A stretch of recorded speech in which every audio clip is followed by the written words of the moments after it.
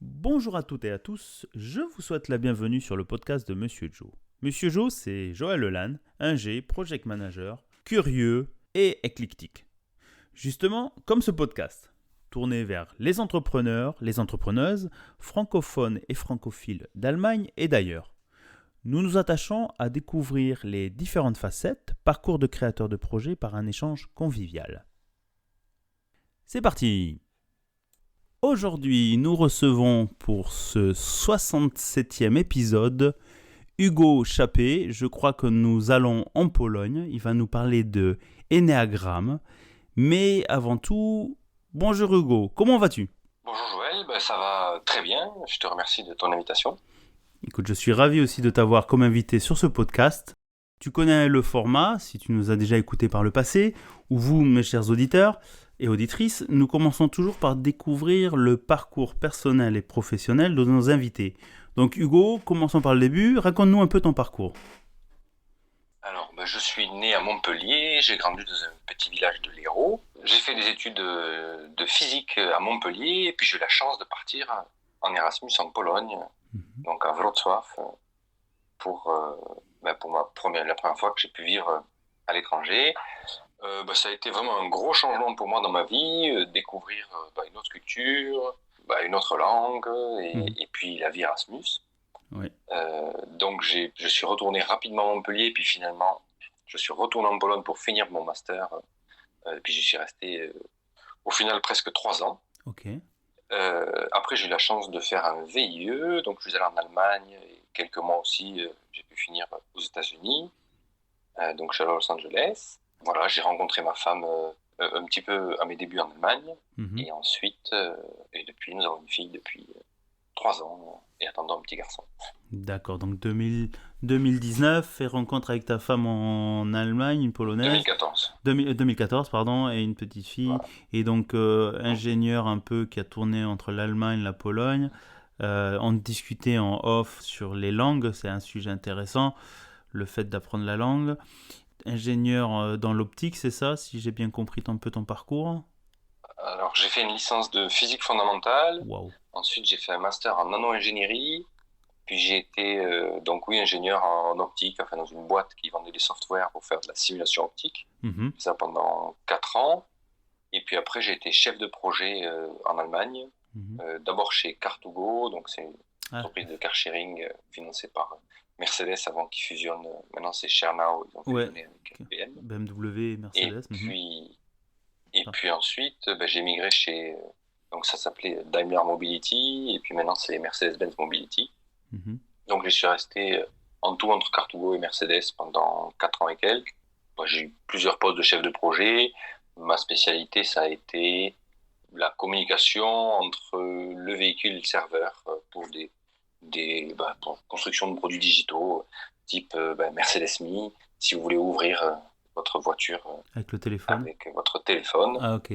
Je sais comment ça marche, la communication comment mettre en place la communication entre le téléphone, le serveur et le véhicule. Ah, d'accord. Donc, et la construction d'appli, et ainsi de suite. Donc toute la partie digitale, communication, bon, désolé, nos auditeurs, les ingénieurs commencent à parler technique, mais je pense que c'est pas le sujet aujourd'hui, mais super intéressant.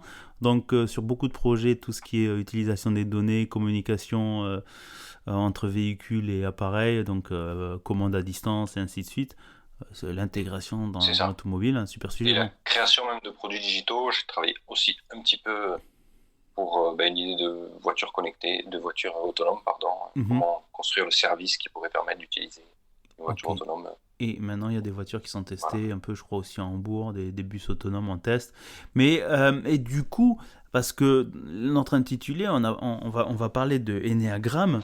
Et c'est vrai que j'ai regardé un peu sur le site, sur ton site, qu'on va citer un peu plus tard, à la fin, pour avoir les détails. Qu'est-ce qui a été l'élément déclencheur? Parce qu'on part d'une thématique ingénieur pure technique, et puis te retrouver à te dire, bon, je me lance à une reconversion. Qu'est-ce qui a été, si on peut, l'élément déclencheur ou une envie de changer, de réorientation? Dans le fond, je crois que c'est surtout depuis que j'ai été papa, peut-être, et peut-être que les événements récents de la crise m'ont fait beaucoup réfléchir. Je crois que j'ai envie d'apporter autre chose au monde que le développement de produits digitaux. Enfin, consommation. Okay. Voilà, on est quand même dans des choses qui sont pas forcément utiles, et je sais pas si le fait de pouvoir ouvrir sa voiture avec son téléphone, c'est un grand pas pour l'homme, quoi. Est-ce que sans ça, il est pas aussi heureux? Je trouve ça pas mal, mais écoutez, chers auditeurs, on passe sur une thématique assez intéressante, le sens futilité de la technologie. Bon, on va pas débattre aujourd'hui sur ces sujets-là. Est-ce que jusqu'où on peut aller à tout commander avec son téléphone, sa maison, sa voiture, le chauffage, ouvrir les fenêtres, et qui au final, tu as raison, avec les crises qu'on a passées entre le Covid, les crises en Europe maintenant avec la guerre à l'est de l'Europe, la futilité de certaines choses, et se refocaliser sur peut-être l'humain. Donc c'est un peu cette réflexion. Je trouve ça intéressant que tu viennes aussi toi avec ta réflexion personnelle qui t'a amené donc à comment tu as découvert donc l'énéagramme. Une envie de reconnecter avec l'humain, c'est ça? Alors l'énéagramme, c'est parti d'une envie de changer un peu. J'ai eu un entretien d'embauche qui s'est mal passé, et c'était en français cette fois-ci, et j'ai été nul. Et je me suis dit, non, il faut que je travaille sur moi, que je fasse quelque chose. Avant, quand je ratais les choses, je me disais souvent, donc comme je vivais en Allemagne ou en Pologne, c'était à cause de la langue. Ouais. Là, c'était intéressant parce que c'était en français. Et je me suis vraiment dit, non, ça va pas marcher, il faut que tu te remettes en question. Ouais. Le premier truc que j'ai fait du théâtre d'impro, donc en Allemagne. J'étais pas très bon en allemand, c'était assez difficile, mais voilà. Et puis après, j'ai une amie qui m'a proposé, qui m'a dit, oui, tu connais pas l'énéagramme, va essayer et tu verras. Tu verras, quoi. Elle m'en a un tout petit peu parlé. Ok, et t'as été curieux et tu t'es dit, why not? Donc j'ai été curieux, j'y suis allé, j'ai passé 2 jours, donc le premier module de formation, et j'ai trouvé ça génial dans mon lien avec moi-même, la façon dont je me voyais moi, et je me connaissais, je me comprenais, et puis dans mon lien avec les autres, ça m'a fourni des explications sur beaucoup de choses. Pourquoi je suis comme ça, qu'est-ce que j'ai au fond, et qu'est-ce qui me motive, et qu'est-ce qui peut motiver les autres, qui fait que je suis beaucoup plus au clair avec moi-même et beaucoup plus tolérant et compréhensif avec les autres. Alors c'est super intéressant, c'est presque une introspection soi-même, à savoir qui on est, comment on est vu par les autres, comment on se voit soi-même et comment on interagit avec les autres. Donc ça nous amène à peut-être une introduction à qu'est-ce que c'est que l'énéagramme. Bon, j'imagine on pourrait en passer des heures, mais pour des personnes, moi le premier, quand j'ai découvert ça, je me suis dit, bon, qu'est-ce que c'est? Est-ce que c'est une étude du profil personnel, le profil psychologique de la personne, les motivations internes? Comment tu pourrais le présenter? C'est une grille de lecture de la personnalité qui est basée sur 9 structures et qui vont décrire les motivations. Donc, on va parler des comportements, comme il y a plein de tests que vous pouvez faire sur Internet ou dans des magazines. Donc là, on va pas faire un test, on va aller chercher au fond qui on est et qu'est-ce qui nous motive. C'est beaucoup plus intéressant parce que quand on se retrouve tout seul face à un test, par exemple, on va avoir tendance à répondre un peu ce qu'on a envie. Entre qui vous êtes et vraiment au fond et qui vous aimeriez bien être, c'est jamais, et qui vous croyez être, c'est jamais complètement aligné. Donc là, on va se retrouver à faire des travaux en groupe avec d'autres personnes et les autres, ils mentent pas. Un petit exemple personnel, il y a une dizaine d'années, j'étais avec une copine qui me dit « t'es impatient ». Moi, j'étais pas du tout d'accord avec ça. Donc, qu'est-ce que tu me racontes? Tu dis que je suis impatient, n'importe quoi. J'ai demandé à une autre amie qui me connaissait depuis très longtemps, qu'est-ce que t'en penses? Et elle a rigolé, elle m'a dit évidemment, t'es impatient. Et j'ai toujours pas d'accord, elle m'a dit réfléchis à une situation où tu dois attendre et où tu râles pas. Et là, j'étais échec et mat.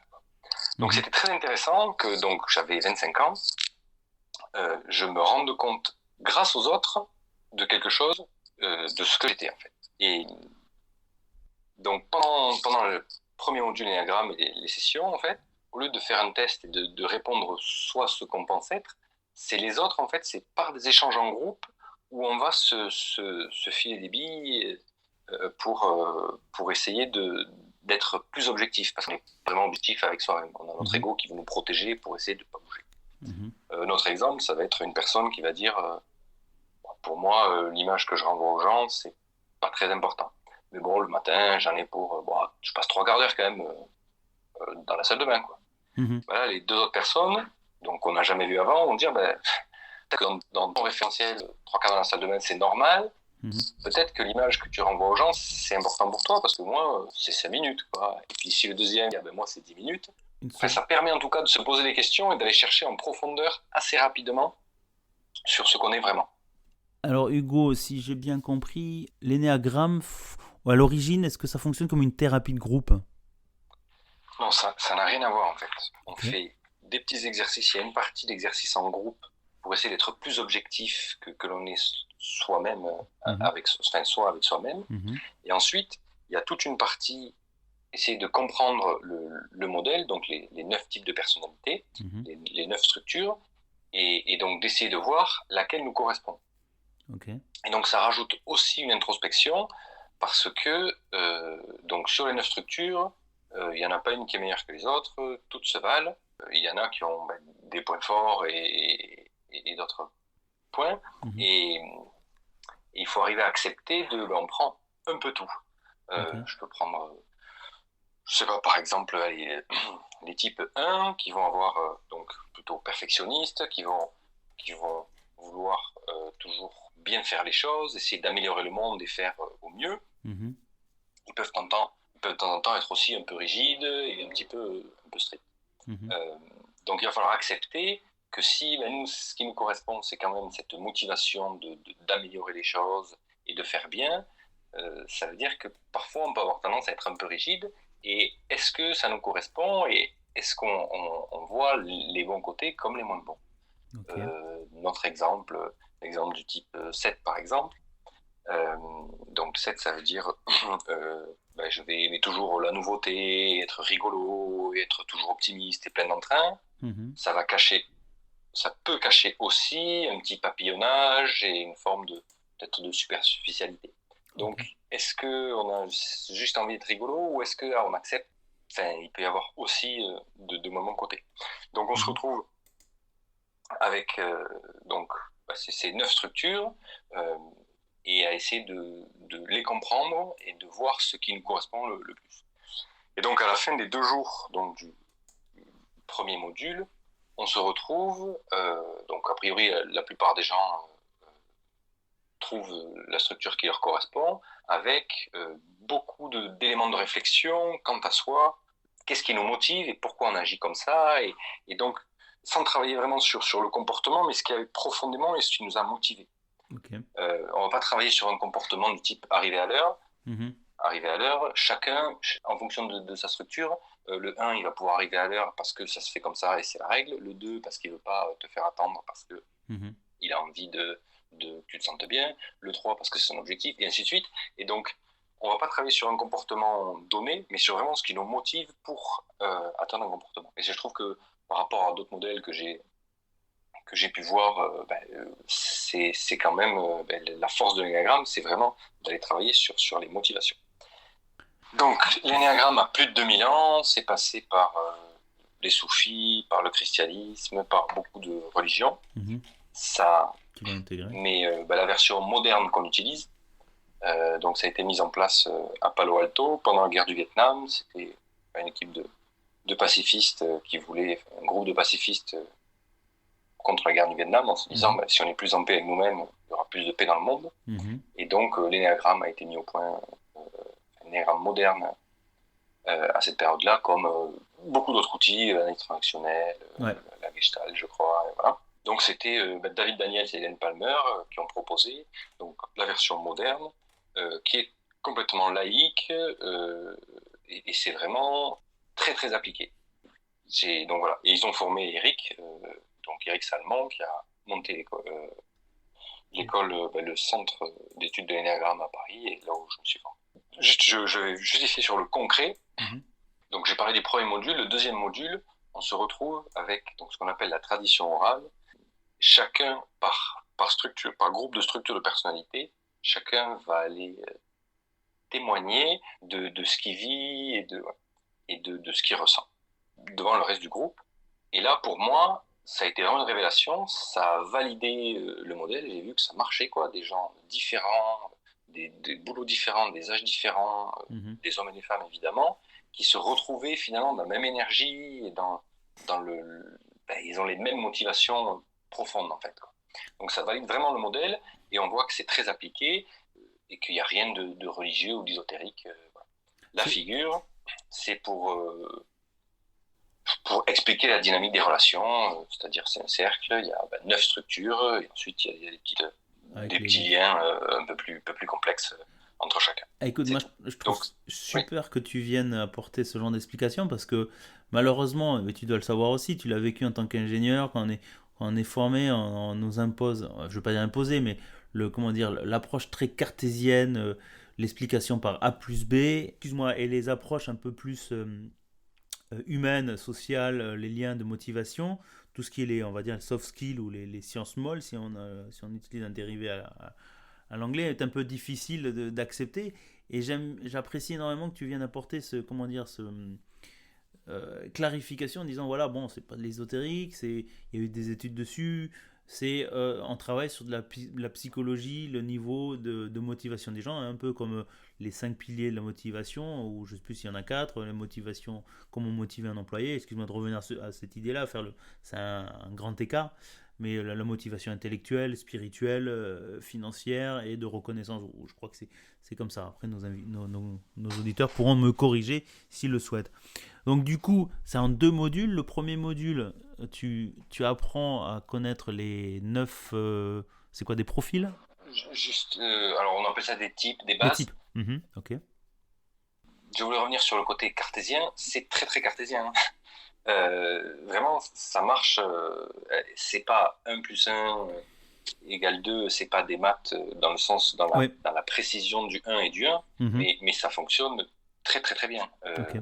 On se rend compte que moi, quand j'ai trouvé mon type, donc voilà, le terme ça va être type ou base ou profil ou structure, quand j'ai trouvé mon type, je me suis vraiment rendu compte que c'était ça qui me motivait dans toute ma vie et que ça marchait, quoi. Et même aujourd'hui, les reproches qu'on peut me faire, finalement, ça s'explique ça s'explique très bien avec l'énéagramme, quoi. Donc oui, c'est très cohérent, très logique et très cartésien, et moi je suis pas trop ésotérique et approximatif, de manière générale. Oui, c'est pour ça, je trouve ça bien de venir apporter ce point-là, parce que après on peut pas tout connaître, hein. Et c'est pour ça que j'ai vraiment trouvé super que tu viennes quand on a été mis en contact, je crois par Aurélie, ou tu as dû voir par Aurélie Gerbier qui était Gerber, pardon, ou Gerber à l'épisode 59, qui est plutôt sur une approche, bon, c'est sur une thématique complètement autre, mais je me suis dit, tiens, c'est intéressant, c'est des approches qui sont toujours bien, le soft skill de savoir qui on est et sur quel élément on est motivé, ou quel élément nous motive pour savoir comment on interagit avec d'autres personnes. Et c'est peut-être bête de dire ça comme ça, mais si tu connais tes motivations ou ton type, de dire voilà, c'est une personne introvertie, c'est une personne perfectionniste, de type 1, ou je ne connais pas tous les types de l'énéagramme, ça te permet aussi de dire ben voilà, de mettre telle personne sur telle activité, sur tel sujet, parce que ça sera quelqu'un qui va être perfectionniste, qui va travailler le détail. Sur telle activité, non. Je vais vraiment mettre un gros bémol, parce que on va avoir... certaines personnes vont... Évidemment, on va avoir une zone de confort, mais pour telle ou telle activité, il n'y a pas vraiment de métier ou de métier privilégié. On se retrouve avec si moi, ce qui me motive, c'est d'améliorer le monde, si moi, ce qui me motive, c'est de défendre les faibles, ou si moi, ce qui me motive, c'est d'aider les autres, je vais pouvoir mettre ça au profil de mon activité à ma manière. Donc, il n'y a pas vraiment... il n'y a pas de métier qui correspondent à des types, quoi. D'accord, pardon. Peut-être trouver quelques tendances, mais c'est ça que j'ai trouvé génial dans l'énéagramme, c'est qu'on ne te met pas dans une case, on cherche à comprendre quelle est sa motivation et comment ça peut nous ouvrir, quoi. Il n'y a vraiment pas du tout l'enfermement dans un type de métier. Alors j'ai 2 questions. La première, en fait, c'est... pour résumer, moi j'essaie de comprendre en même temps, hein, comme les auditeurs, ça veut dire que c'est un outil qui t'aide à faire de l'introspection, à savoir qui on est. Oui, donc ça t'aide pour toi à mieux savoir qui tu es, donc soit tes forces, tes faiblesses, mais comprendre tes réactivités. En fait, c'est entre le stimuli qui vient de l'extérieur et nous, la réponse qu'on va apporter, on va toujours avoir la première tendance, ça va être tout le temps la même. Tu m'as téléphoné pour le podcast, moi ça va être « oh cool ». Et puis après, je vais réfléchir et je vais me poser la question. Il y en a, ça va être « Oh ben tiens, qu'est-ce qu'il me veut ?» Pourquoi? Ou alors Oui. Pourquoi? Exactement. Ou alors « Ah ben tiens, c'est très bien de faire des podcasts parce que voilà. » Ou alors voilà. Chacun va avoir sa propre réactivité. Donc on va voir les 9 types de réactivité. Le fait de voir la sienne, ça nous offre après plus de possibilités pour se dire ma réactivité dans cette situation, évidemment, elle convient et elle m'a sauvé la vie parce que c'est ma stratégie, c'est celle que j'ai mis en place depuis toujours. Est-ce qu'elle est tout le temps la meilleure? Et là, le fait de voir qu'il peut y avoir d'autres stratégies, c'est très très riche et ça permet de lisser un peu les comportements où on peut être excessif. Ok, les risques de conflit et autres. Alors mon autre question c'est, je me dis, parce que j'ai regardé un peu les types et je me suis dit, je suis peut-être type 2, 8 ou 7 moi-même. Bon, tu vois, juste en lisant les textes, les différents types, ceux qui sont résumés sur ton site, et je me suis dit, bon c'est intéressant, pourquoi pas faire le test. Ma question est dans le sens, est-ce qu'on évolue avec le temps d'un type vers un autre? Non. Alors, juste pour se dire je suis plutôt ça ou plutôt ça sur Internet, y aller avec des pincettes, hein, Bien sûr, c'est bien de faire 2 jours de formation on est d'accord. pour se trouver parce qu'on n'est pas objectif par rapport à soi. Hein. C'est ça qui est très intéressant à découvrir. Est-ce qu'on change? Non. On ne change pas de type. C'est le type se fixe entre 0 et 6 ans, ce que dit la théorie, et on ne change pas. Ok, on est câblé de telle manière voilà. et Sauf après, que voilà, ok. c'est sur les motivations, c'est ça qui est intéressant. C'est que moi, ce qui me motive, ça va être d'aller rigoler et d'aller découvrir de nouvelles choses. Sauf que je peux mettre ça à profit, et je peux me freiner ou être tout le temps là-dedans, quoi. Okay. Et c'est ça. Et c'est à des moments où j'apprends à me freiner un peu parce que je sais que c'est pas forcément la meilleure stratégie et donc ça va m'ouvrir des portes à autre chose. Et c'est en découvrant autre chose, après je saurai mieux voir si c'est vrai que faire autre chose ça m'intéresse ou alors je reste tout le temps dans ma roue du hamster et dans ma réactivité de comme je sais faire. Ok, c'est un super. Écoute, moi je trouve super intéressant pour en débattre des heures et des heures. J'espère que vous, chers auditeurs comme moi, vous avez été piqués de curiosité pour en apprendre plus. Alors, merci Hugo pour ces explications, je trouve super intéressant. Moi, je sais pas vous, mes chers auditeurs et auditrices, j'en apprends énormément parce que j'arrivais un peu, et tu l'as remarqué, Hugo, un peu sceptique sur le sujet. Mais au final, Monsieur Joe est curieux et je suis toujours ouvert à découvrir des nouvelles approches, des thématiques comme celle-ci. Est-ce que tu peux nous faire un peu le lien vers le monde du travail, par exemple comment on interagit dans une équipe, qu'est-ce que ça apporte? Bien sûr, j'ai eu la chance de pouvoir travailler avec une grosse entreprise, une usine à la SNCF à Lille. Donc je travaillais en partenariat avec une autre formatrice, quoi. Enfin, c'est elle qui m'a appelé en support. Voilà, on a formé peut-être, elle a dû former peut-être 200 personnes et moi j'ai participé un petit peu à peut-être la moitié. Et on a vraiment vu que l'outil, donc déjà les retours étaient extraordinaires j'ai jamais eu de retour comme ça sur des formations. Et même moi j'ai été assez surpris, je m'attendais pas à ce que ça fonctionne aussi bien. On a pu avoir des formations avec jusqu'à 4 niveaux hiérarchiques ensemble dans la formation et les gens arrivaient à bien communiquer et à être beaucoup plus tolérants et plus compréhensifs en fonction des uns des autres. Et moi, j'ai trouvé l'outil extraordinaire. Je ne m'attendais pas à ça, en fait. Parce que même malgré les rapports hiérarchiques, il y a le « moi, je sais faire ça », mais bon, j'ai ces points de vigilance. Et toi, oui, toi, tu as ces points de vigilance, c'est ce que j'avais vu, mais en fait, c'est vrai que tu sais faire ça. Et donc, que je sois le chef ou pas, en fait, on a chacun nos points de vigilance et nos points forts, et comment on peut les mettre à profit de l'équipe. Enfin, voilà, j'ai trouvé que vraiment, d'un point de vue, c'est ça, la collaboration, on se comprend en fait, et je comprends que l'autre puisse fonctionner comme ça ou comme ça, qui n'est pas comme moi. Je peux adapter ma communication ou lisser un petit peu ma communication, et l'autre en face, s'il comprend un peu mieux ma motivation, il va pouvoir aussi mieux la recevoir et adapter la sienne. Donc, d'un point de vue communication et en équipe, c'est extraordinaire comme outil. Donc ça veut dire c'est un outil qui facilite, qui aide dans la communication, et je pense que c'est la grosse problématique dans toutes les sociétés. Tu as dû le voir aussi par tes activités avant, qu'au final on a tous des attentes ou des perceptions du message suivant son positionnement hiérarchique, suivant son vécu, suivant son expérience professionnelle, et qu'au final là ça permet un peu de, comment dire, je m'étais noté un peu comme apporter une paix sociale dans les travails d'équipe. C'est un peu exagéré, mais est-ce qu'on peut le dire comme ça? Alors, paix sociale, le mot paix est fort. Est un peu trop fort. Mais si moi, mon besoin, en fait, c'est d'avoir plus de liberté, mais que je ne sais pas comment le formuler, et que le chef, il est derrière, voilà. Ben, là, avec cet outil-là, en fait, je vais pouvoir plus facilement exprimer mon besoin de liberté, et mon chef va bien comprendre que moi, mon besoin, c'est la liberté, et lui, il aura un autre besoin. C'est ça. Moi, je vais avoir besoin que ce soit bien fait, et que je vais préférer passer un peu plus de temps pour que ce soit bien fait, parce que je sais faire ça très bien.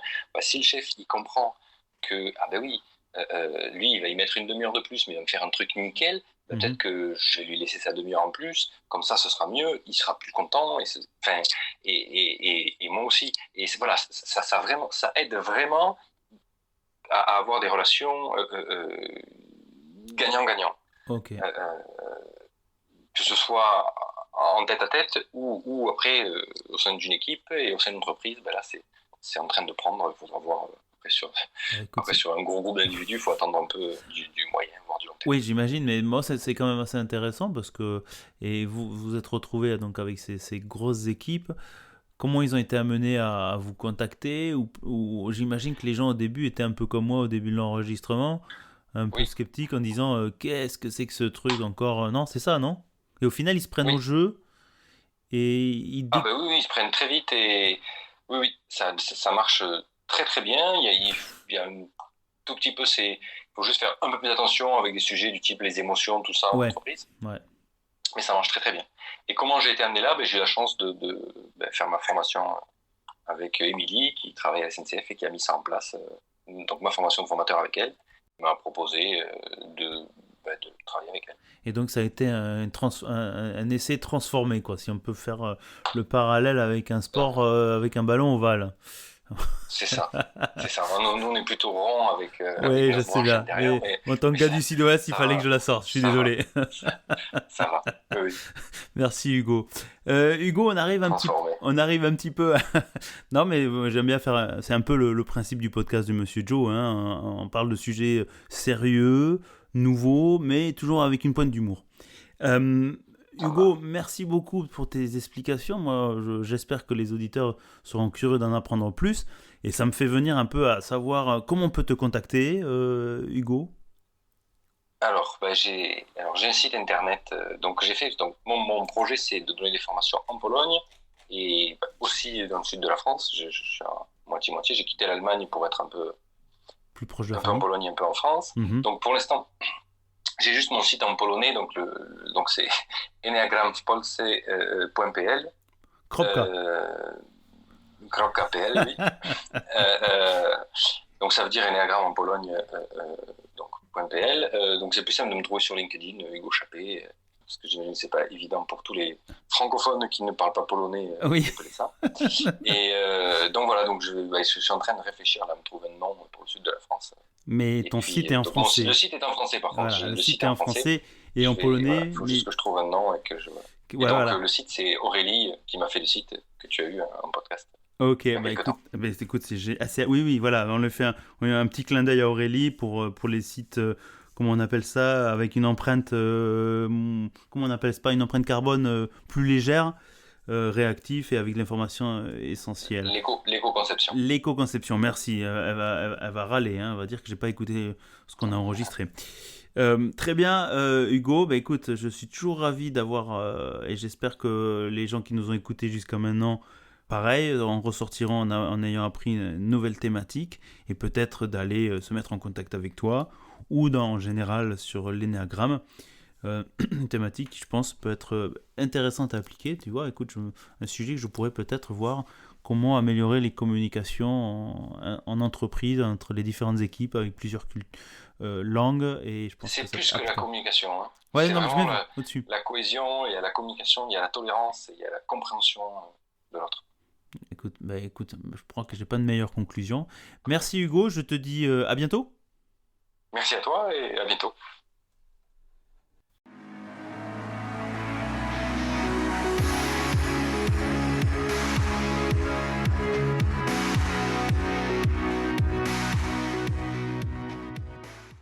Eh bien, chères auditrices et chers auditeurs, j'espère que ce 67e épisode avec Hugo Chappé, qui nous a présenté l'énéagramme, cette technique pour découvrir les 9 profils, ou types aussi, appelés types.